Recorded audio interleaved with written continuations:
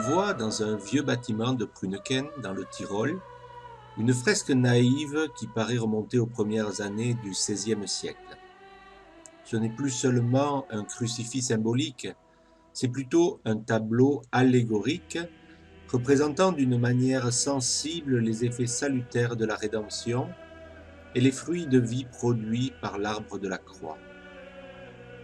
Au centre de la fresque, le Sauveur cloué à l'instrument de son supplice, aux quatre extrémités de la croix, quatre mains tournées vers quatre groupes de personnages. Le groupe de droite représente la chute originelle et ses suites désastreuses.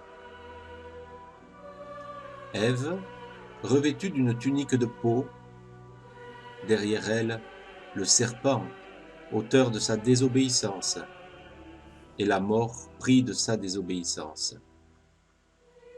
En avant, une femme les yeux bandés, à l'étendard brisé, c'est la synagogue vaincue, anéantie par la passion de Jésus-Christ. Voyez plutôt cette main qui, partant de la croix, la frappe d'une épée meurtrière. À gauche, l'Église, qui prend naissance au jour où la synagogue expire. À ses pieds, les symboles des quatre évangélistes. Dans sa main, une coupe où elle reçoit le sang du Sauveur.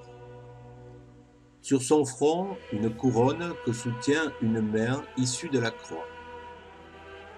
Derrière l'Église, la Vierge Marie, la seconde Ève, la corédemptrice du genre humain. Et derrière Marie, suspendu, sans vie, à la branche d'un arbre, le serpent dont elle a brisé la tête de son pied virginal. Au bas du tableau, un bras vigoureux partant de la croix brandit un marteau. Ce marteau brise les portes des limbes où les justes attendaient la rédemption promise. Au sommet de la croix, une main tient une clé qui ouvre la porte du ciel. Cette naïve peinture n'était-elle pas pour les bons tyroliens de Pruneken le cours de théologie le plus clair et le plus démonstratif sur la passion et les fruits de la passion?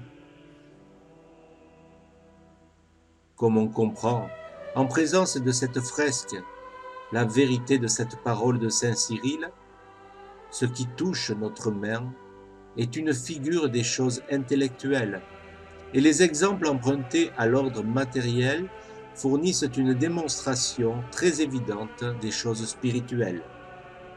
Accuratissimam spiritualium demonstrationem.